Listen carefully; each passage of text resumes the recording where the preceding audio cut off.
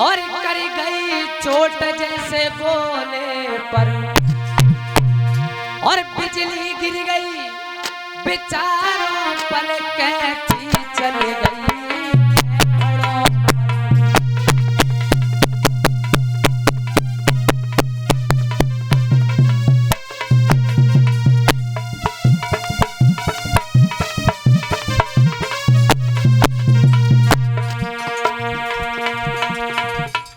महाराज जैसे इतनी बात कही, क्या बात कही द्रौपदी ने दुर्योधन से कहा, अंधा के अंधा ही पैदा हुआ।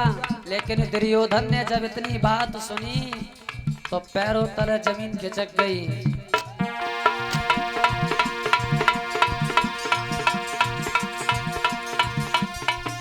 मिट्टियां मीस कर बोले उठा, द्रौपदी समय वो आएगा,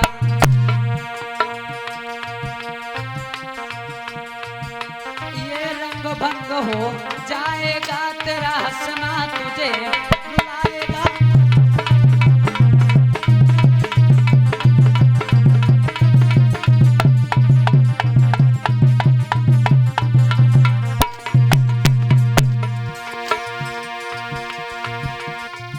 ये रंग भंग हो जाएगा, तेरा हंसना तुझे रुलाएगा। मिट्टियां मीस कर बोले उठा, द्रौपदी समय वो आएगा।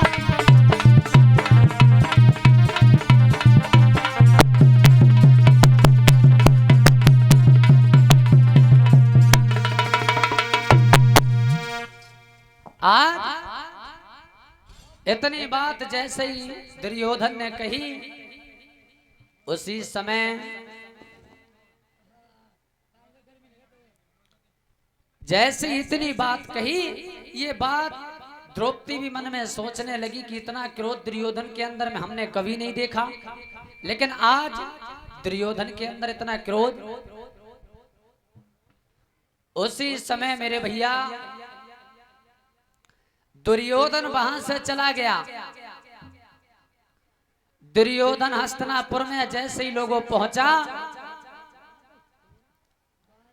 और जब हस्तिनापुर में पहुंचा परीक्षित महाराज, तो 4-5 दिन हो गए दुर्योधन बड़ा उदास रहता है। तो मामा शकुनी बैठे थे, शकुनी के सामने से दुर्योधन जैसे ही निकला तो मामा शकुनी ने बुला लिया, बोले इधर आओ भांजेश्री, आज हम 4-5 दिन से देख रहे हैं कि तुम्हारा चेहरा उतरा हुआ है, कोई बात हो तो अपने मामा जी को बताओ। क्या है मामा जी? बात कुछ बहुत बड़ी है। बोले ऐसी क्या बात है जो तुम हमें नहीं बता रहे हो? दुर्योधन कहने लगा, मामा अगर तुम सुनना चाहते हो तो सुनो, बात क्या है? अरे मामा ने कल बताई दे,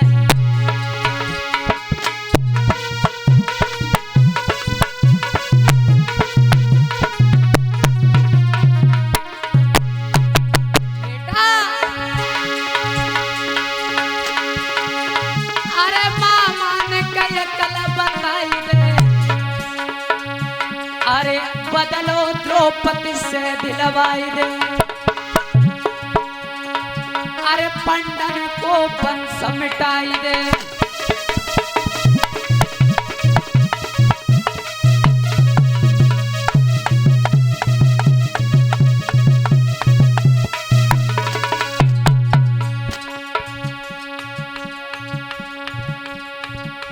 ऐसा ही नहीं, जब इतनी बात कही, होनी की बदलिया छाई रही है धीरे धीरे, पंडन पे मुसीबत आ रही है धीरे धीरे।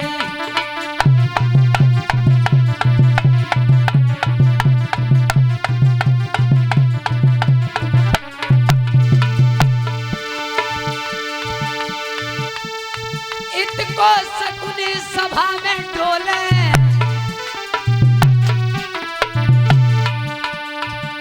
माधव की छाती थरथराई रही है धीरे धीरे।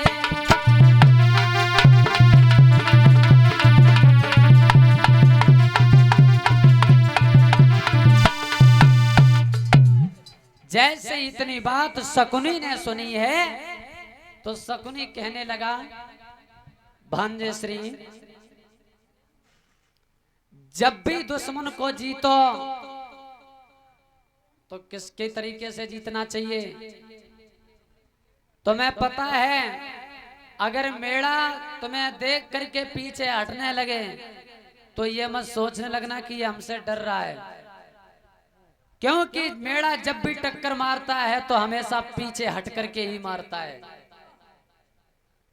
शेर को तुमने देखा, अगर शेर पीछे हटने लगे तो ये मत सोचना कि ये शेर हमसे डरने लगा, क्योंकि वो पीछे दो डग इसलिए बढ़ता है, अपनी रफ्तार बनाने के लिए बढ़ता है, सामने वाले पर वार करने के लिए। अपने दुश्मन को जब भी जीतो तो थोड़े दिमाग से जीतो। बोले सही कहा है, कुछ ऐसी अकल हो तो हमें भी बताओ। दुर्योधन कहने लगा, मामा बोले एक अकल हमारे पास है। बोले क्या? अकल ये है कि तुम इंद्रप्रस्थ के लिए को पत्र लिखो पांडवों के लिए, और पांडवों के लिए ऐसा पत्र लिखो जिससे सबरे पांडव हस्तिनापुर के लिए आ जाएं, द्रौपदी को साथ लेकर के। आज बोले ठीक है, लेकिन पत्र लेकर के कौन जाएगा? बोले तुम बड़े हो, अगर तुम संदेशा भेजोगे तो वो मना नहीं कर पाएंगे, जरूर आएंगे। आज संदेशा लिखा है, दुर्योधन संदेशा लिख रहा है, मामा शकुनी बता रहा है कि किस तरीके से लिखो।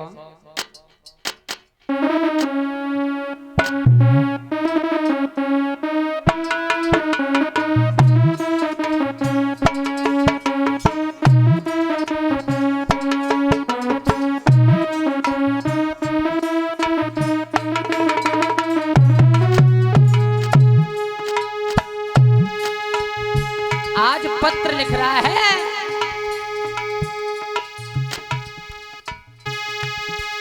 परिणाम मेरी स्वीकार करो, स्वीकार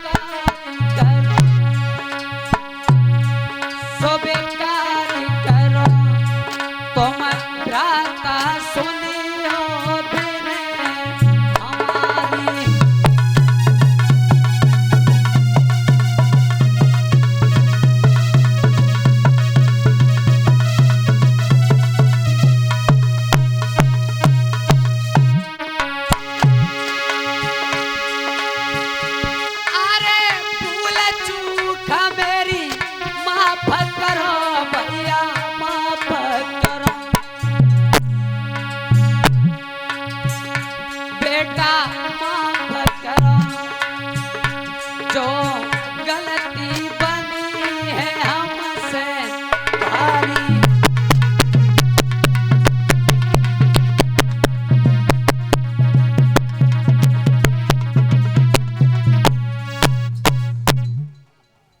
इतनी बात लिख करके संदेशा महाराज भेज दिया, और जब संदेशा भेज दिया तो जैसे ही पांडवों ने खोल करके वो संदेशा देखा, जब संदेशा देखा तो कहने लगे, अरे भैया दुर्योधन का संदेशा, इतने बड़े दयावान कब से हो गए जो भैया दुर्योधन ने हमारे पास में संदेशा भेज दिया। मेरे भैया आज जब संदेशा देखा, हमें बुलवाया है, द्रौपदी सहित सब लोगों को बुलाया। आज द्रौपदी को जाकर के बताया, बोले भैया दुर्योधन का संदेशा आया है और हम सब लोगों को बुलाया, साथ में तुम्हें भी बुलाया है। कहा है तो ये तो बहुत अच्छी बात है, लेकिन जो द्रौपदी थी वो तो भूल चुकी थी कि तुमने उनके साथ में क्या व्यवहार किया था। जब ये इंद्रप्रस्थ के लिए आए थे तो तुमने क्या बात कही थी। आज पांडवों ने द्रौपदी को साथ में लिया और चल दिए कहां, हस्तिनापुर के लिए। आज जब हस्तिनापुर के लिए चल दिए मेरे भैया, तो जैसे ही हस्तिनापुर में पहुंचे और सबसे पहले बाबा भीष्म ने देखा, बोले पांडव तुम यहां पर, ऐसी क्या बात हुई जो तुम यहां पर आ गए। बोले कुछ नहीं, कोई ऐसी बात नहीं। बोले बेटा तुम्हें नहीं पता, तुम दुर्योधन के बुलाने से यहाँ पर आ गए, लेकिन तुम्हें एक चीज नहीं पता। बोले क्या, सुनो मेरी बात।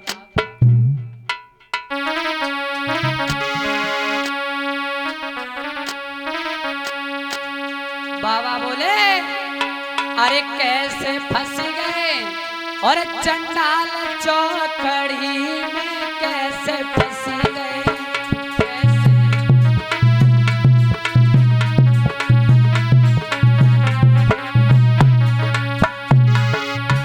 कैसे फंस गए चंडाल चौकड़ी में कैसे फंस गए।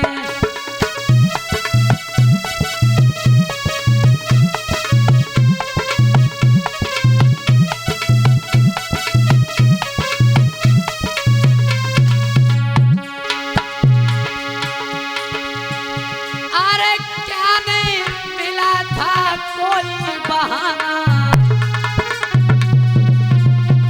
बेटा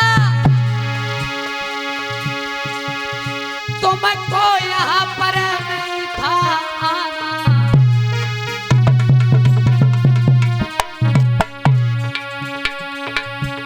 तब आँख में आंसू आए, कैसे फंस गए, कैसे फंस गए, कैसे फंस गए।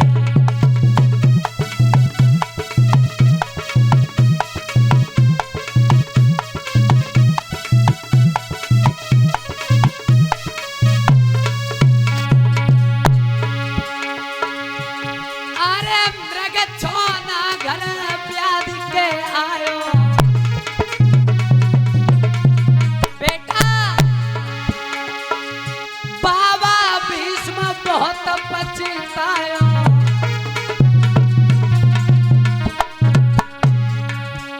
तब आँख में आंसू आए, कैसे फंस गए। पांडव कैसे फंस गए चंडाल चौकड़ी में, कैसे फंस गए।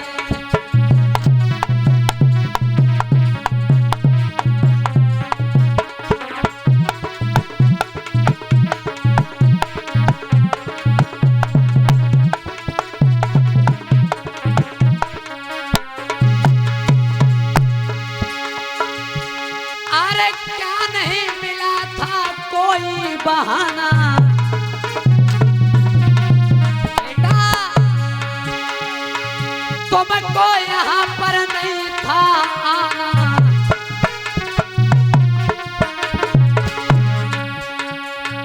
कैसे फंस गए चंडाल चौकड़ी में, कैसे फंस गए, कैसे फंस गए चंडाल चौकड़ी में, कैसे फंस गए।